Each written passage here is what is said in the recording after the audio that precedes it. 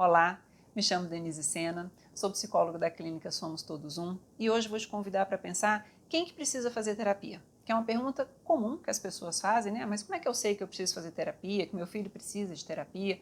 Então eu vou usar os bonequinhos para ilustrar situações e vou usar também o ciclo de vida familiar e individual para pensar esses momentos mais marcados assim da vida. Então, bora junto. Quando a gente tem filhos em casa, crianças em casa, o que a gente precisa estar atento? Olha, a criança que é muito tímida ou muito mandona, a criança que chora por tudo que ela precisa falar, a criança que tem alterações no sono, no apetite, para menos ou para mais, né? A gente sempre precisa observar o que está nos extremos do comportamento infantil. Tá? Então, se você percebe sua criança muito chorosa, muito mandona, muito pirracenta, pode ter alguma coisa acontecendo com essa criança. E aí pode fazer parte do desenvolvimento dela, e pode ser só uma fase, pode ser uma denúncia de algo que a criança está sentindo, que ela não consegue colocar em palavras, né? A criança não consegue identificar o sentimento e dizer assim para os pais, olha, eu estou muito preocupada com vocês, porque eu percebo que vocês estão chateados um com o outro, vocês estão brigando, então eu fico aqui angustiado. Claro que a criança não consegue dizer isso, né? Mas ela sente. E não trazer em palavras pode causar um sofrimento profundo nela. Então, observe o comportamento do seu filho, como ele se relaciona com outras crianças na escola, qual o feedback que a escola traz do seu filho, né, da sua filha. Então, é assim, a criança a gente precisa observar comportamentos, especialmente aqueles extremados. Então, isso é aqui da infância.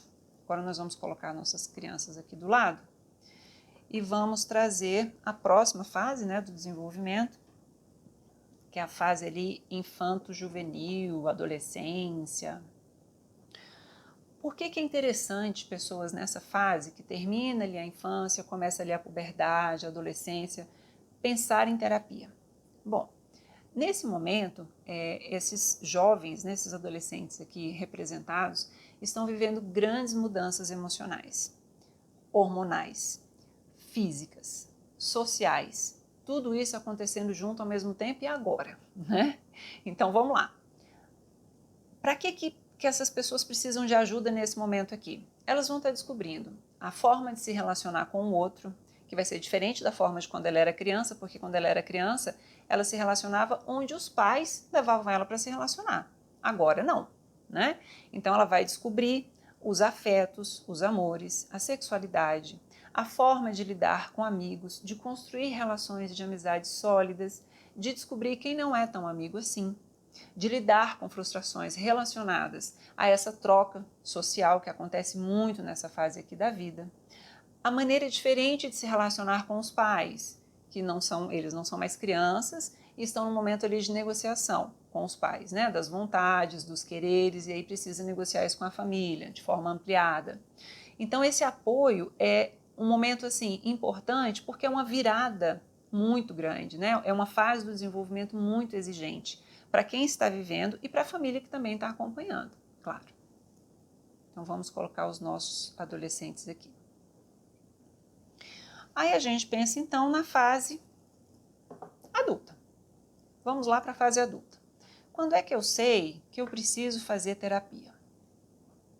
Bom, eu sou suspeita para falar, né? Porque eu acho que todo mundo precisa fazer terapia, mas vamos pensar nas situações, né? Essas pessoas adultas, elas podem ter questões relacionadas também parecida aqui com os adolescentes, como eu falei. Não é porque a gente chegou na vida adulta cronológica que a gente chegou na vida adulta emocional. Ser adulto não quer dizer que a gente está sempre dando conta de falar do que a gente sente, do que a gente pensa, de se colocar nas relações, né? Às vezes a gente está muito submisso ao olhar do outro, muito preocupado com o que o outro está pensando, está lá sempre servindo para se sentir importante, querido, né? Isso não é saudável. Isso coloca você numa situação de vulnerabilidade dentro das relações. Vulneráveis somos todos. Mas estar numa relação porque você se sente vulnerável e precisa da aprovação do outro, tem alguma coisa que não está funcionando bem. E estar na vida adulta não quer dizer que a gente lida com isso melhor do que quando criança ou quando adolescente, só pelo simples fato de estarmos na vida adulta. E englobo aqui também os problemas da vida adulta, relacionais, amorosos, com relação ao trabalho, né? Dúvidas sobre o trabalho, dúvidas sobre comportamento, por que isso me afeta tanto, por que quando alguém fala comigo dessa forma eu fico tão chateado, fico mais chateado do que precisa, né, do que a situação pede. Então são coisas que a gente pode pensar junto, construir junto na terapia. Sem mencionar aqui os quadros de ansiedade, de depressão, de bipolaridade, que são quadros de adoecimentos, como a gente já falou em outros vídeos, né? Que, sem sombra de dúvida, o tratamento vai ser, em alguns casos, né, medicamentoso e terapêutico sempre, né? Porque a terapia vai ajudar o tratamento a andar, né? Então, vamos colocar aqui no canto os nossos adultos. Tomara que caibam todos, né? Também na vida adulta, a gente pode viver relações com esse formato de dependência. E aí eu vou falar da vida adulta, mas isso também pode acontecer na vida infanto-juvenil.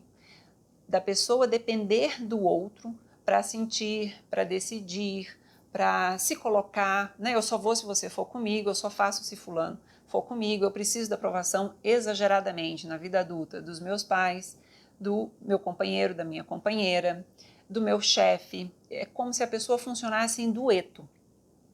Quando a gente é muito pequenininho, bebê, a gente funciona nesse dueto com a mãe, porque a gente precisa, né, do colo, do leite, do afeto, do contorno para crescer. Agora, na vida adulta, não cabe mais. Então, se você se sente dessa maneira, como está nessa figura aqui de dependência, né, com outra pessoa, numa relação de dependência com outra pessoa, certamente é uma relação que precisa de tratamento. Certamente são pessoas que precisam olhar para o que está acontecendo na vida emocional delas. E normalmente, na vida adulta, a gente traz o nosso histórico de relacionamentos, né? Da infância, com os nossos pais, com a nossa família. Então, é uma situação para a gente pensar sem sombra de dúvida, para a gente tratar sem sombra de dúvida. Então, vou colocar aqui do ladinho.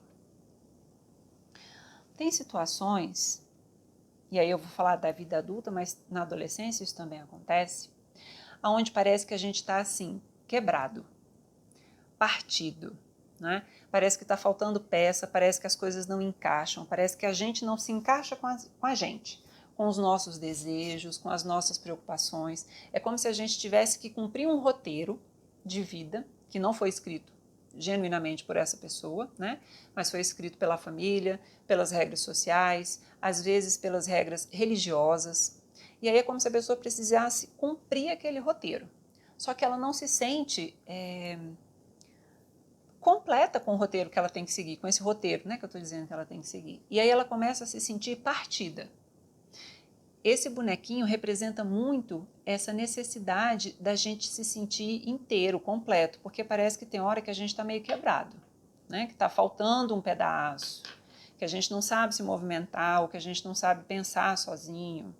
E aí a gente pensa, parece que a gente precisa de mais do outro para pensar, para caminhar, para sentir, certo? Então esse bonequinho representa bem esse tipo de situação. Eu vou colocar ele aqui do ladinho, com as pecinhas dele aqui junto, né? Enfim. Tem situações que a gente vive que parece que a gente está preso, que a gente não consegue se livrar dela. Isso pode aparecer no relacionamento, no trabalho, com relação à família de origem depois que a gente se casa. A família de origem pode não permitir que essa pessoa vá verdadeiramente viver a vida dela adulta com essa família que essa outra pessoa agora está formando. Então, esse sentir-se preso pode, né, esse bonequinho pode fazer metáfora, pode ser a metáfora para muitas situações, com relação ao uso de drogas, de álcool, de dependência, de qualquer tipo de dependência. Eu me sinto preso com relação a alguma coisa na minha vida. Sem sombra de dúvida, essa situação é uma situação para ser tratada em terapia. Vou colocar aqui do ladinho. Situações conjugais aonde o casal resolve se separar. Se separar, Denise, é um problema? Sim, eu preciso ficar casado só porque eu tenho filho e meu filho não vai suportar a separação? Olha só, o filho suporta a separação. Se os adultos derem conta de lidar com isso de maneira madura. Porque separar é um negócio muito difícil, né? Mas uma vez que esse casal teve um filho junto, esse elo que existe entre eles não vai acabar nunca, porque eles vão ser sempre pais dessa criança. A sabedoria para conduzir a separação conjugal diz respeito a separar esses papéis. A gente está separando maritalmente, conjugalmente falando. Mas a parentalidade não vai acabar, não vai separar. E aí a gente sai muito machucado de separações conjugais. Separação é um negócio muito difícil, mesmo que seja a melhor saída, mas ela é muito difícil de ser vivida. E aí, nesse machucado emocional que fica, dessas frustrações, desses planos que foram feitos que não vão ser mais concluídos juntos e tudo mais, pode ser que os pais arranquem, bem entre aspas aí, né, pedaços do filho para ficar consigo, não permitindo que essa criança permaneça inteira, como ela deve permanecer, independentemente dos pais serem casados ou não, deles estarem juntos ou não, certo? Então, pode ser uma situação que precisa sim de terapia. Pode ser uma terapia individual para cada um dos envolvidos, pode ser uma terapia familiar, né? Em algum momento, esse ex-casal aqui se encontra para trazer suporte para esse filho e pode começar numa terapia, por exemplo, conjugal, de casal, onde esse casal em terapia entende que esse casamento acabou, né? São situações que podem envolver ali o sistema familiar. Então, eu vou deixar o menininho partidinho aqui para ficar bem ilustrada essa imagem. E, por último, na velhice. A gente pode trabalhar questões relacionadas ao envelhecer, à aceitação do envelhecimento, porque envelhecer é um negócio difícil, né? Ao mesmo tempo que a gente quer viver muito para acompanhar os nossos, para ver o desenvolvimento familiar e tudo mais, a gente também quer ter saúde, a gente também quer não precisar depender de ninguém. E muitas vezes o envelhecimento traz essa dependência, traz a saúde mais debilitada, traz a aposentadoria, que às vezes é difícil de ser vivido, né? Eu fui engenheira a vida toda e agora vou me aposentar. Como é que fica isso aqui dentro de mim, né? Eu vou perder minha função? Como é que vai ser aposentar, por exemplo, né?